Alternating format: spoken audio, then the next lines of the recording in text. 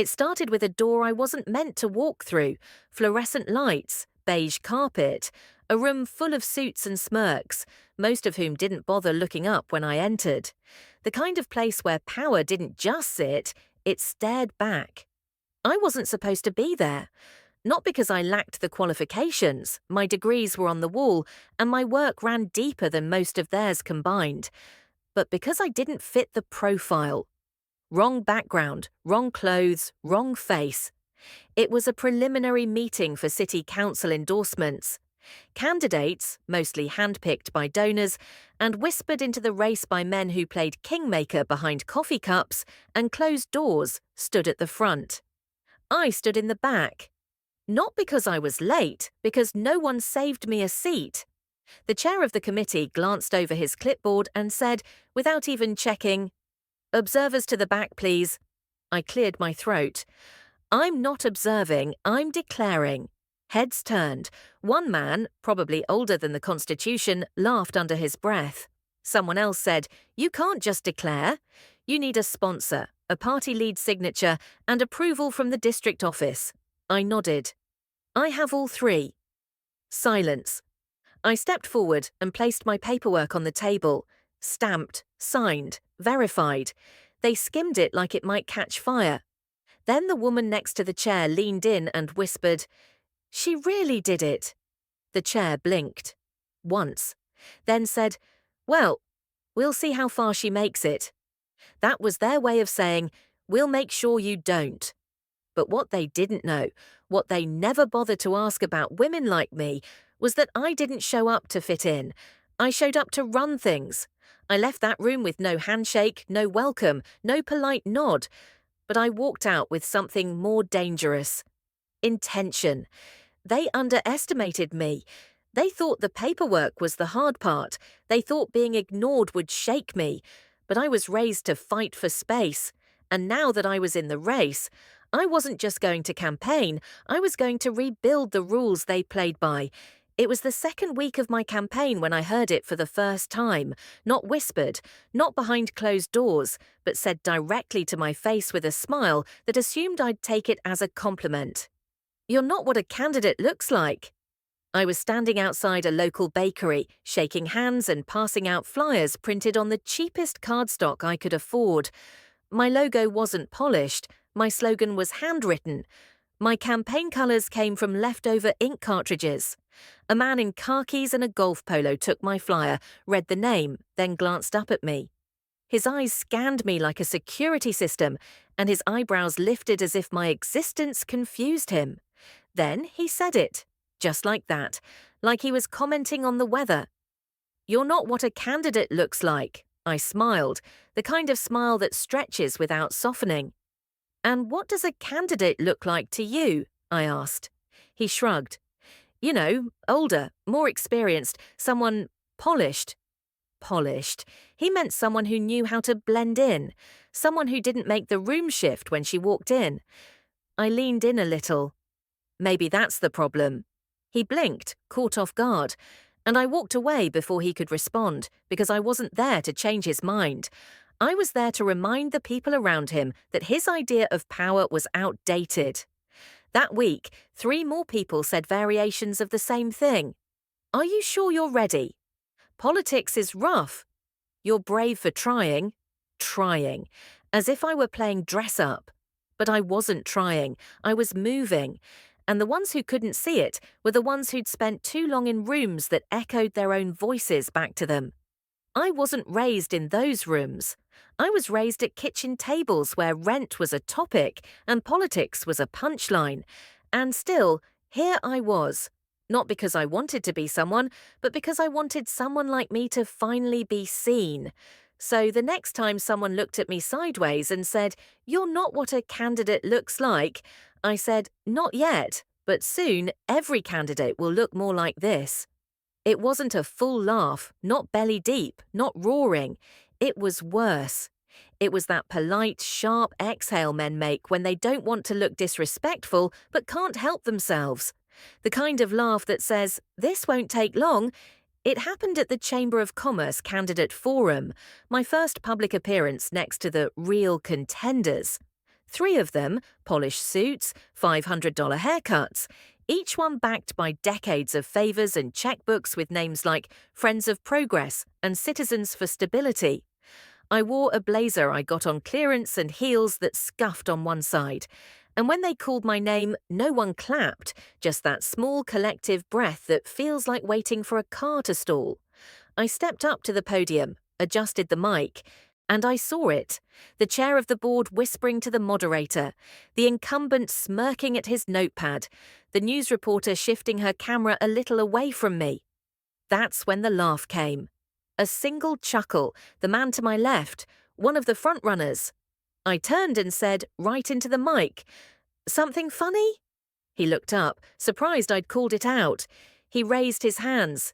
Didn't expect such a strong voice. I didn't flinch. You didn't expect a voice at all. That silenced the room. So I started talking about food deserts and teachers working second jobs and parents choosing between insulin and rent. No buzzwords, no talking points, just truth, the kind you carry in your lungs when you've lived it. The cameras shifted back. People sat forward in their chairs. And the man who laughed. He stopped smiling. After the forum, someone came up to me in the parking lot, an older woman in scrubs. She said, "I came to see what kind of show this would be." But you didn't put on a show, you made them listen. That was the night I stopped campaigning to prove something and started campaigning to build something, because laughter is loud, but not as loud as truth spoken from a mic they never expected you to touch. I didn't have a PAC. I didn't have legacy donors or cocktail fundraisers. I had signatures, the kind written in blue ink by people who believed in me, some for reasons they couldn't quite explain, only feel. Mothers, teachers, store clerks, janitors. People who didn't usually get asked for their opinion, let alone their permission. The district required 1,500 verified signatures to appear on the primary ballot. I turned in 2,172. Everyone gathered by hand. No paid canvassers, no digital farms. Just me, walking block to block asking, "Do you believe someone like you should be in office? Because I do, and I'm trying." They signed. With pride. Some even added sticky notes of encouragement on the packets. "Give 'em hell. Don't let them push you out.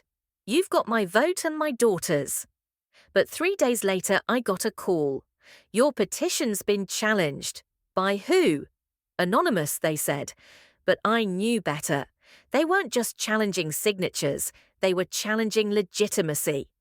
The complaint claimed dozens of names were illegible, that addresses didn't match voter rolls, that I had over-collected from certain zones. I sat across from the election board while they inspected the pages. One commissioner said, "Some of these signatures look rushed." I said, "That's because people were signing on their lunch break, trying to make a difference before their shift started again." He looked uncomfortable. She looked annoyed. Then I saw it, a crumpled page on the edge of the desk, folded, slightly torn, one of my packets, discarded. I reached for it. The clerk moved to stop me, but I opened it anyway. Inside were 86 names, mostly from the South Side, an area the other candidates had called too low turnout to bother with. I stood. Why was this page not being counted? The room was silent. Then the clerk mumbled something about misfiling, a clerical error. I stared at each of them, one by one. You don't get to erase people with a paper shredder. They reinstated the packet, and the petition held.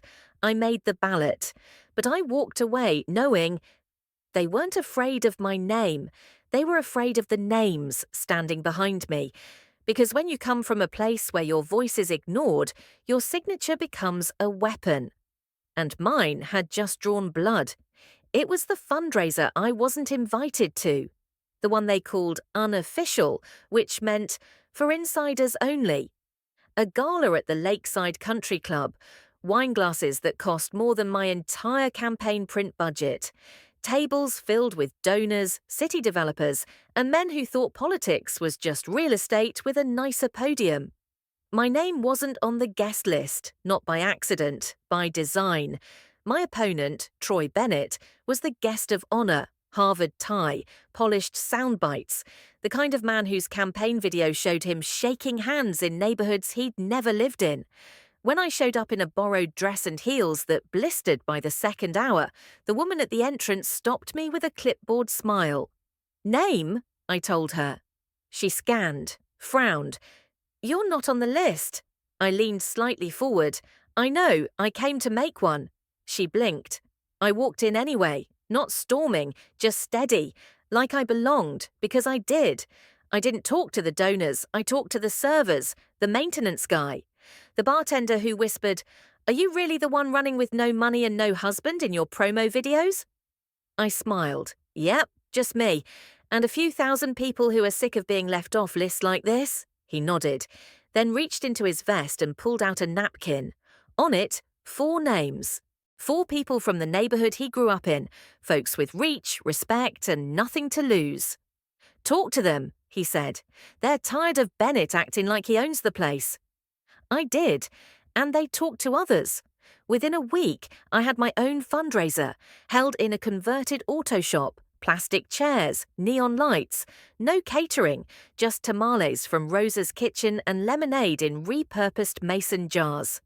We raised $8,462 that night. Not much by their standards, but every dollar came with a hug, a story, a promise. I wasn't on the club's guest list, but I was on theirs. Because when you're not invited to their table, you build your own, stronger, louder, and long enough for everyone they left out. It started with a phone call at 11:42 p.m. "Hey, I just saw someone tearing your flyers off the poles on Ashland and 3rd. Thought you should know." I thanked them, got dressed, and drove in the dark. No security detail, no campaign staff. Just me, a flashlight, and a roll of duct tape I kept in the glove box next to my old pepper spray. By the time I reached the corner, most of my posters were gone. The few that remained were slashed in half, one with the words "not qualified" scribbled across my face in red marker. I stood there, alone, in the orange haze of a broken streetlight, and looked at the shredded pieces of paper littering the sidewalk. It didn't surprise me. I'd been warned. They play dirty when they think they're losing. They don't like a woman who doesn't ask permission. They'll come for your name first, then your family, then your history. But knowing something is coming doesn't stop the sting when it arrives. I bent down and picked up one of the torn flyers. Half of my face still stared back. The other half ripped away, like they were trying to erase me from the frame entirely. Someone wanted me invisible. Someone thought destruction was a strategy. But I've always been better at rebuilding than they've ever been at breaking. So I pulled out my tape, and I started putting them back up, one by one, each pole, each board, each wall. It took hours, but I didn't stop, because visibility is resistance. At 3:10 a.m., a young girl passed me on her bike. She slowed down, looked at what I was doing, then circled back. "You're the woman from the signs," she said. "They ripped 'em up at my school, too." I nodded. "They'll keep trying." She thought for a second, then said, "Not if we put them back faster." She biked home, and 5 minutes later returned with a backpack full of tape, glue, and 2 of her friends. We patched the city together with our bare hands that night. Because a poster isn't just paper, it's a declaration. I exist. I'm here. I matter. And if they wanted to keep tearing me down, they were going to get tired before I did. "Where's your backing?" That was the question they kept asking. They meant money, endorsements, party machines, big names, bigger wallets. They wanted to know which powerful person had whispered, "Let her in." I didn't have any of that. No lobbyists, no unions cutting checks with strings attached. Just a GoFundMe link and a group of volunteers who wore worn-out shoes and hand-me-down hope. So when the local paper published their top 3 viable candidates list, I wasn't on it, not even as a footnote. But that didn't stop people from stopping me on the street. At the grocery store, someone tapped my shoulder. "Hey, you're the woman talking about fixing the buses, right?" At the clinic where my mum used to work, a nurse said, "My shift's 12 hours, but I stay up to watch your live streams." At the farmer's market, a fruit vendor handed me a bag of apples. I don't have money to give, but you can't campaign on an empty stomach. These weren't donors, they were believers. They showed up to my town halls even when it rained. They brought their kids. They brought folding chairs from their cars. They brought stories about mold in public housing, about job interviews missed because the bus never came, about schools that had more security guards than counsellors.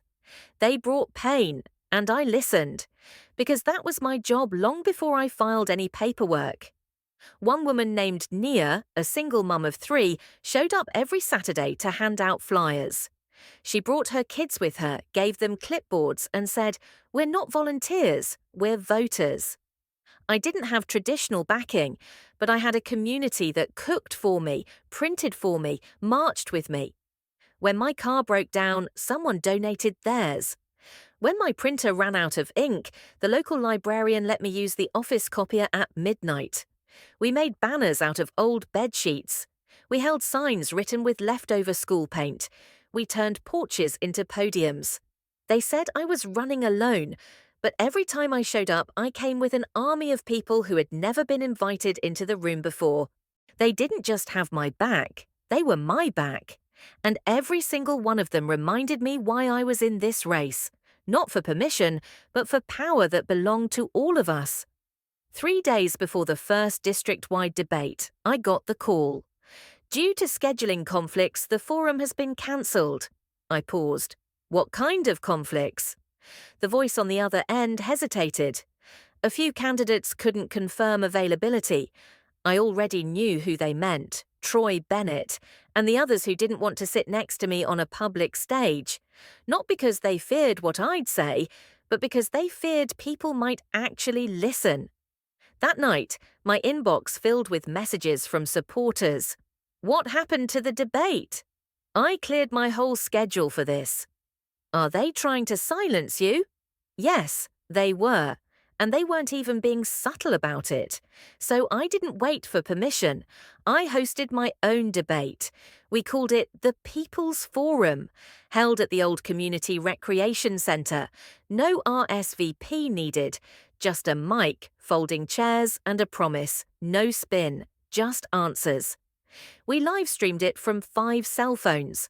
My campaign manager used her cousin's speaker system from his DJ setup. Someone's uncle brought extra lights from his garage. By the time I stepped up to the podium, the place was packed. Mothers with kids in their laps, teens sitting cross-legged in front of the front row, elders holding notebooks and pens like they were in a college seminar. I didn't dodge questions.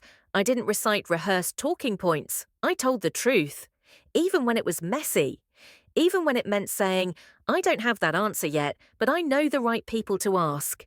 That night, something shifted. The crowd didn't just clap, they stood. They owned the moment with me. By the next morning, the video had over 20,000 views. Local bloggers called it the most honest political event in the city's history. Even a few former skeptics messaged to say, "I didn't think I'd vote this year, now I will." Troy Bennett's camp released a statement, something about prior commitments and respecting official platforms. But no one cared, because the unofficial platform just got louder. They tried to cancel the debate, so I created one they couldn't ignore. And from that day forward, I knew. If they're afraid of your voice, it's because they've spent too long talking over people like you. At first, I thought it was just good media training. Troy Bennett always had the right smile, the perfect pause, the polished sound bites that fit neatly into 30-second clips. He said things like, "We need strong leadership in uncertain times," and "Our district deserves progress, not promises." They sounded nice, safe, forgettable. But then someone sent me a video, a leaked clip from a closed-door donor event. It wasn't grainy, it was crystal clear.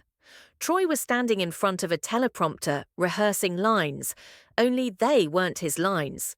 In the corner of the screen, a campaign advisor was giving notes. Don't say equity, say opportunity. Feels less threatening. Cut the line about healthcare. It polls lower in suburban zones. Smile after tax relief. People feel comforted when you smile at money. It wasn't strategy, it was a script. I watched the video 5 times, then went back and played a recording of our last debate. Word for word, he delivered exactly what they told him to say. It wasn't just funded, it was manufactured. The next day, I brought it up at a town hall. I didn't play the clip. I didn't need to. I just said, when a candidate speaks, you should hear them. Not a focus group, not a donor's memo, not a brand manager with a psychology degree. The room went silent. Then someone stood up. An older man in a veteran's cap. He said, I shook that boy's hand last week. Told him about my daughter's insulin bills. He looked me in the eye and said he'd take my concern into consideration. Now I know why it felt cold. That night, dozens of people messaged us. Some said they'd donated to Troy, regretted it. Some had canvassed for him. Quit the next day. My opponent's campaign was never about people. It was about positioning. But mine was messy, human, sometimes imperfect, always real. When people talked to me, I didn't scan their worth through voter databases. I listened. That was the difference. He was running to be something. I was running to do something. And in a race full of polished performances, I was proud to be unscripted. There's something sacred about knocking on someone's door. You're not just asking for their vote. You're stepping into their space, a world of chipped paint, baby shoes on porches, prayer beads hanging on doorknobs. I walked blocks the other candidates wouldn't drive through. They called them non-strategic zones. Low turnout, low income, low interest, they claimed. But those streets taught me more about leadership than any debate stage ever could. At one home, a woman in a hairnet answered with one eye swollen from a double shift. She blinked, recognized me from a flyer and said, "You're real." I laughed. Exhausted, but yes. She invited me in. We sat at her kitchen table, no agenda, no cameras. She told me about the day her son was arrested for sitting in a park after dark. She asked, "Do your policies change that?" I said, "They better. Or they're not worth the paper they're printed on." At another house, a teenage boy answered the door. I asked if his parents were home. He said, "Just me." I handed him a flyer anyway. An hour later, he DM'd my campaign account. "No one's ever knocked on our door before. I'm 17, can't vote yet, but I'll get everyone on this block to listen to you." And he did. People underestimate what happens when someone sees themselves in you.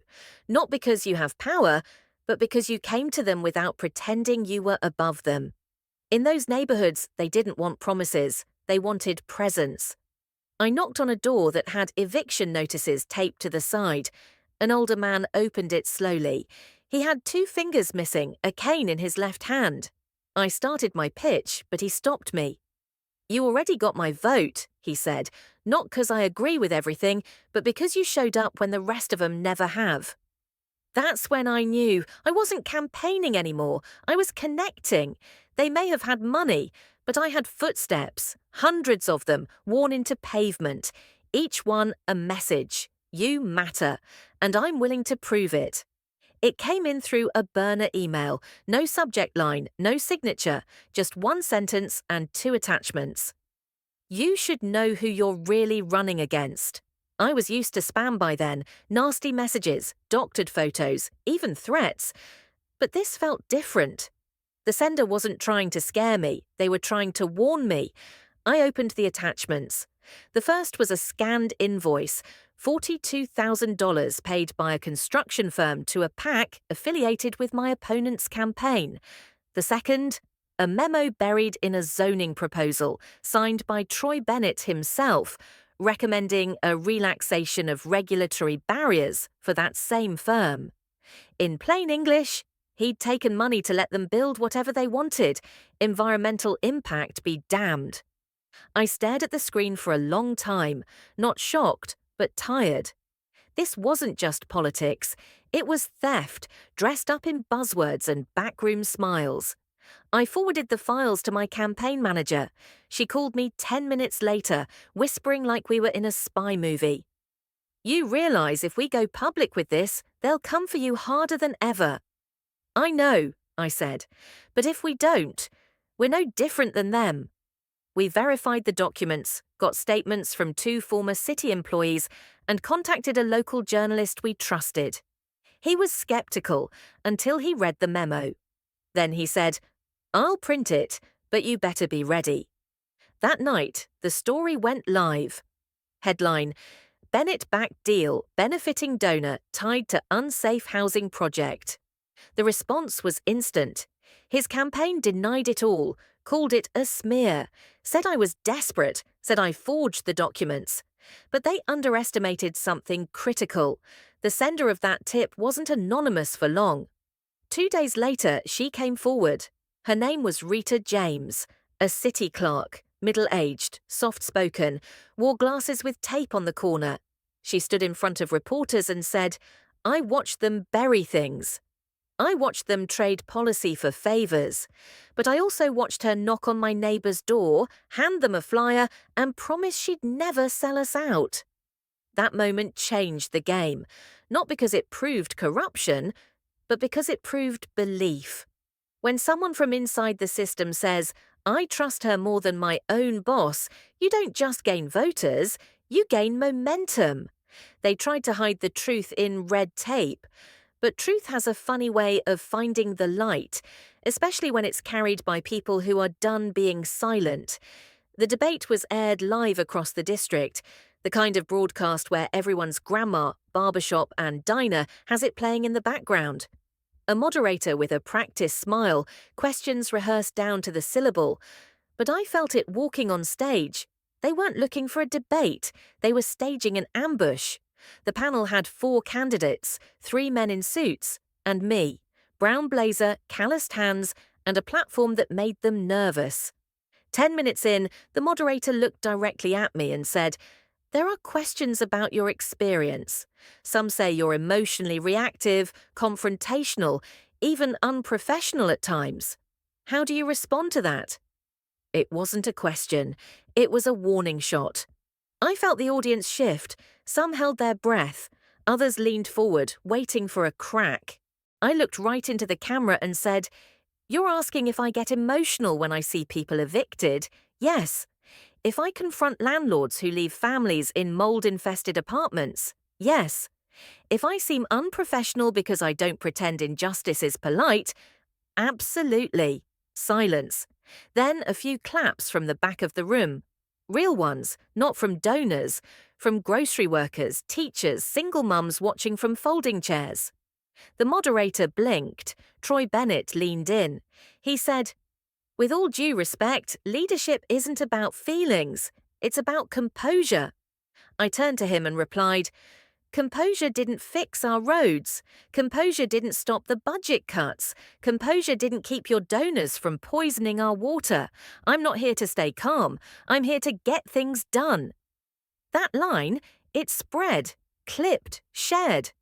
The next day, it was quoted on bumper stickers, handmade signs, and a dozen Instagram stories that just said, "I'm not here to stay calm." They brought me onto that stage hoping I'd fold, but I came with my full voice, my whole story, and the weight of everyone they'd ignored for decades. They didn't break me, they built my momentum. Because when you survive the fire they set for you, you walk out flaming with purpose. The night after the debate, I overheard it, not whispered, not even careful, just said out loud, like a certainty. "She won't last the week," Troy Bennett's campaign manager, talking to a journalist near the coffee station. I was 10 feet away, holding a paper cup, blending in like I wasn't even there. They thought I'd buckle, thought the pressure, the media, the constant digs at my legitimacy would make me walk away. They didn't know I was raised in pressure. I'd been surviving underweight since I was 15. The next morning, the polls dropped. My team didn't even have the budget for real-time analytics. But the local paper did, and there it was.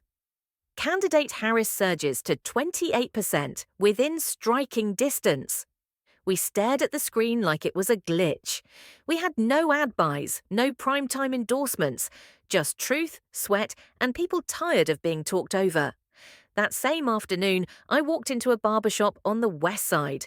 Before I could speak, one of the barbers looked up and said, "Hey, look who's in second place." His customer laughed. "Yeah, but by next week she'll be first." Then he added, "They didn't see us coming. That's the fun part." Outside, my campaign manager grabbed my arm. "You realize what this means?" she whispered. "They're gonna double down, hard." And they did. Smear pieces, misquoted interviews, anonymous robocalls claiming I couldn't be trusted with district funds. But every hit made the ground beneath me more solid. Because I wasn't standing on ego, I was standing on people. The woman who handed me a $10 bill in an envelope labelled "for stamps." The high schooler who offered to make TikToks after class. The retired bus driver who turned his garage into a DIY call centre. They didn't just want me to win, they wanted to be part of the winning. The polls weren't about numbers anymore, they were proof that we weren't an accident, we were a movement. They said I wouldn't last the week. Instead, I stepped into the weekend with headlines, momentum, and something they couldn't fabricate. Hope that belonged to everyone. They had the highways, massive billboards with grinning faces and buzzwords like security, stability, solutions. My opponent's smile lit up the skyline like a toothpaste ad. Me? I couldn't afford a single billboard, not one. While they spent tens of thousands on ad space overlooking traffic jams, I printed flyers in my friend's garage, cutting costs by switching to black and white halfway through the campaign. But here's the thing about faces. You don't need them on metal to be seen. My face was on refrigerators, pinned with magnets between school lunch menus and overdue utility bills. It was on community corkboards next to lost dog posters and free piano lessons. It was painted by kids on the side of a rec centre wall. Their version of campaign art, bright and a little crooked, but so full of heart it made me cry. I once walked into a laundromat and saw my flyer taped above a broken change machine. The cashier looked at me, smiled and said, "People come in and talk about you more than the weather." That was the difference. They broadcasted ads. I built recognition. The kind that travels word to word, hand to hand, from aunties and neighbours and church ushers who never forget a name when it matters. One afternoon, I stood on the corner of Main and Jefferson handing out flyers. A kid passed me, looked up, and shouted to his mum, "Hey, that's her. That's the one from Nana's fridge." I laughed and waved. His mum doubled back just to say, "We're rooting for you. We don't know politics, but we know real." I didn't need flashing lights or skyline space. My campaign lived in homes, in hearts, in trust, because the most powerful visibility doesn't come from money. It comes from belonging. They thought their billboards would make me disappear. But everywhere I went, someone already knew me. They just hadn't had a reason to believe before. Now they did. And once a community sees you, really sees you, there's no taking that back. It was 7:13 p.m. on a Thursday. I was wrapping up a neighborhood meet and greet at a church basement, half folding chairs, half lemonade and cookies, when my phone buzzed. It was a voicemail from a number I didn't recognize. No caller ID. I pressed play. A man's voice, confident, slightly amused. "She's gaining too much ground. Time to dig. Old relationships, school records, whatever you can find. If she slips, even once, we bury her in it." Silence, then a click. End of message. I sat there staring at my screen like it might explain itself. Someone had pocket-dialed me or mistyped a number and sent me the kind of call never meant to be heard by the target. But I heard it, every word, not just strategy, intent. They weren't afraid of losing an election, they were afraid of losing control. I played it again, then once more, just to be sure I hadn't imagined the coldness in his voice. I sent the voicemail to my campaign manager. Within minutes, she called, her voice shaking, "They're coming for you, and they won't play clean." I already knew that, but it hit different when you heard the wolves planning their hunt. We could have gone public, released the tape, made headlines. But I made a choice. I didn't want to win by exposing them. I wanted to win by showing people who we were. So I held the tape. Quietly, a kind of insurance. And I kept campaigning, even harder, even louder. Because when people stoop to that level, it means they've already lost something. Their grip, their certainty, their belief that power was permanent. Later that week, I walked into a senior centre to speak. One woman waved me over and whispered, "They say you're dangerous." I smiled. "Only to those who built their thrones on silence." She laughed and nodded. "I hope you win, and I hope you don't get soft once you do." I promised her I wouldn't, because now I knew. They weren't just watching, they were trembling. And nothing is more dangerous to the powerful than a woman who knows she's already heard their playbook. The forecast said light rain. What we got felt like judgment. Grey skies cracked open before sunrise. By 8 a.m., streets were rivers. Umbrellas flipped inside out. Shoes sank into gutters. And still, they came. Old men in worn boots, teenagers with backpacks over their heads, mothers holding the hands of children wrapped in trash bags like makeshift raincoats. Voting day was never going to be easy, but this was sabotage from the sky. A local news anchor smiled through the screen. "Unusual turnout expected due to severe weather. Stay home unless necessary." Necessary. Democracy is necessary. We had teams stationed at every polling site, portable heaters, extra ponchos, coffee and thermoses. People showed up not for comfort, but for conviction. I visited 4 sites before noon. At the second one, a man in a wheelchair was stuck at the curb. I rolled up my sleeves and helped him inside. He grabbed my hand, wet and shaking, and said, "They made it hard on purpose. I came anyway." At the third site, a woman named Karina stood in line with a toddler asleep on her shoulder. She'd been waiting for 42 minutes. I offered to hold her umbrella while she voted. She looked me in the eye and said, "No one held one for me when I gave birth alone during COVID. I can handle the rain." That's when I knew. This wasn't a vote. This was a reckoning. All day, I watched soaked clothes cling to bodies and stubbornness.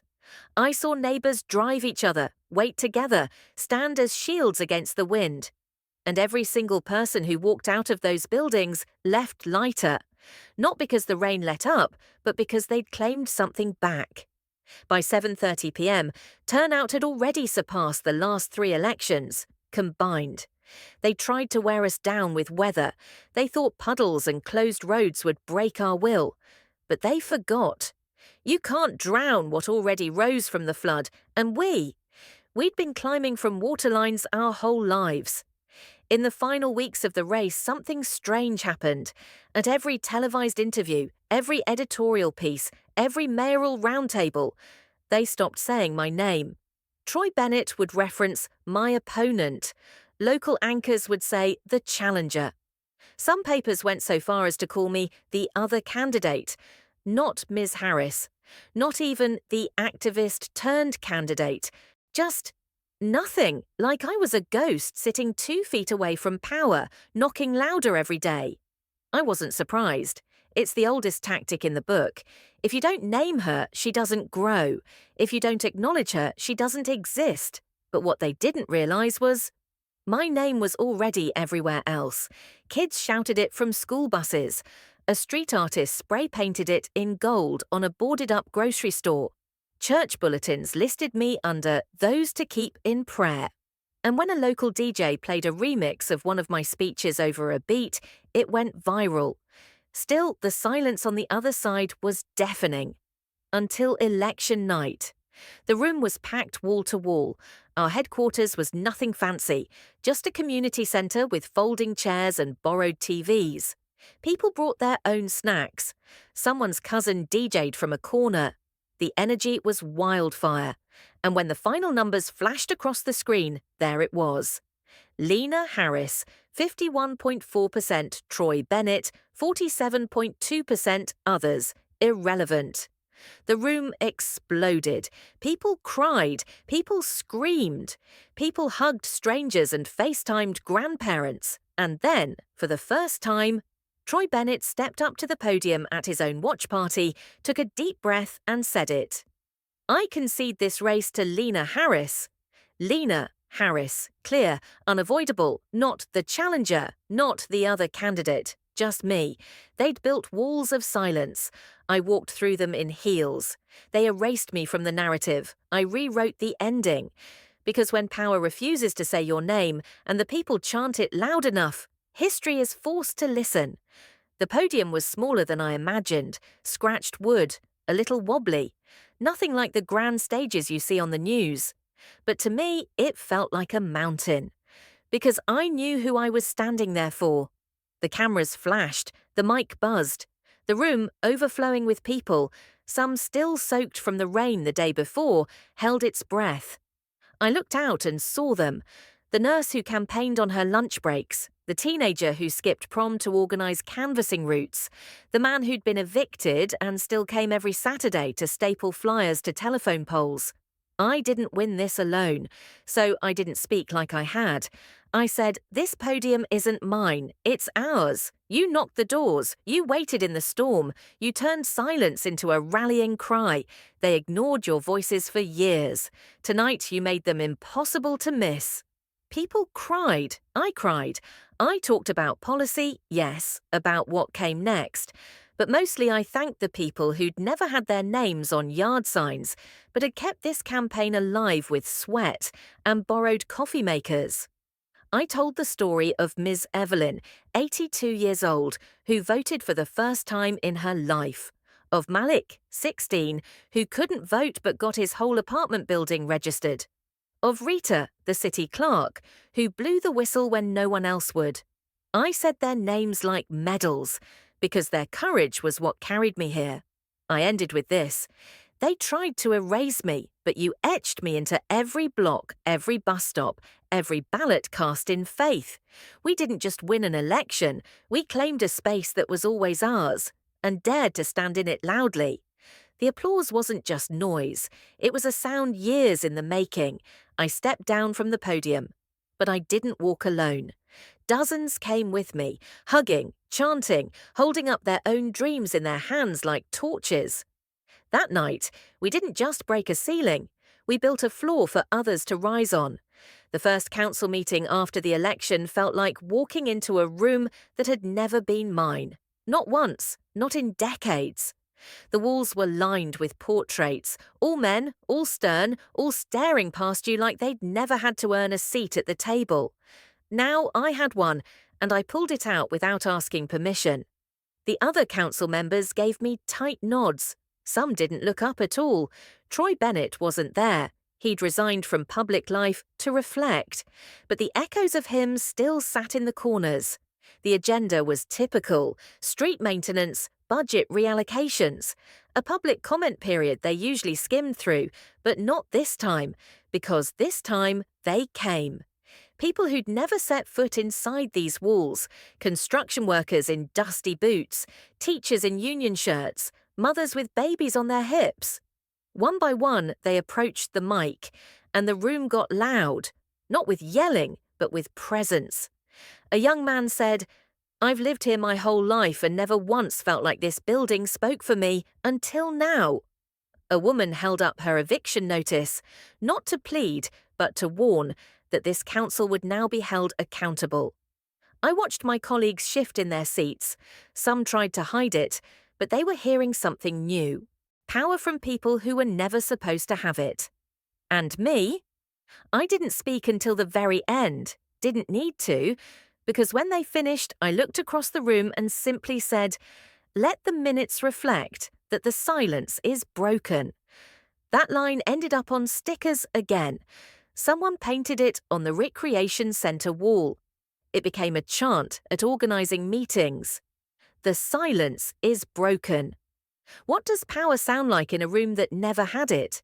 It sounds like folding chairs scraping forward, like voices steadying after years of doubt, like the quiet before the vote, then the thunder after it passes. When I was a girl, I used to flip through history books looking for faces that looked like mine. I never found one. Not on the battlefield pages, not in the city council lineups, not in the bold-faced names carved into marble. They taught us heroes, but never the women who cleaned up after them, never the ones who marched without cameras, never the ones whose voices cracked but kept speaking. And when I started this campaign, they tried to tell me, again, where I didn't belong. They said I was too loud, too angry, too emotional, too ambitious, too everything but electable.